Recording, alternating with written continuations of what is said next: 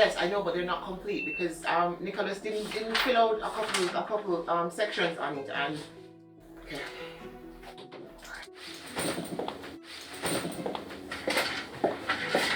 You know that every time you are late, I have to be doing your work and my work. Good morning, Mrs. Brown. Look, can we talk about this later? Never hold it for things to do. This is the third time this week. But never late Monday. Really? You know, every time that you are late, you're affecting my work and my money. You know what feel like say yeah. I feel like you're texting for me, you know. It's not because everybody else later you know deal with them so. It's what? It's like you want to lose the work. Remember saying no. If me will leave you so, you're not gonna like. Hey boy, you know who you're dealing with? Come on, some of you.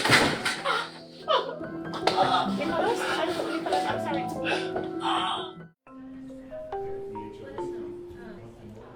It is unfortunate that you're in this position, Mrs. Brown. As a supervisor, the expectation is that you will use other means of addressing unacceptable behavior by team members. To be honest, I don't even know what happened. I was just so angry.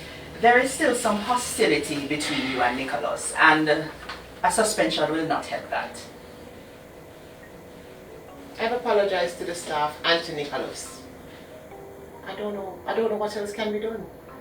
Well, it is good that neither of you want to go to court. However, both of you recognize that Nicholas was harmed in the incident. And there is now a broken relationship. So, if the two of you agree, I will make a referral to the Restorative Justice program. Yes. Welcome back to the Restorative Justice process. We're here today for the second part of the process, which is the conference. After meeting with you both last week one-on-one, we're here today where you both will be able to tell what happened and to see the harm that was caused and to see how it has affected you both and to see what we can do to repair the harm that has been done.